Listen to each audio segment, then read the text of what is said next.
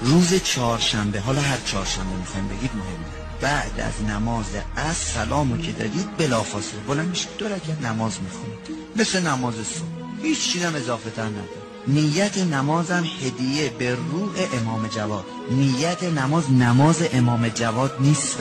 نماز امام جواد اول مفاتیح است، خیلی طولانیه.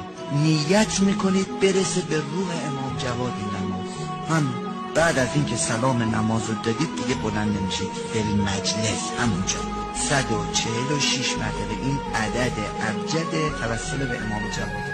146 مرتبه میگید ماشاءالله لا حول ولا قوة الا بالله، دیگه العلی العظیم نداره. 146 مرتبه رو که گفتید امام جواد رو واسطه قرار میدید، حاجاتتون رو به خدا عرض میکنید. من به خیلی ها گفتم یه نفر نیومده بگه نشد.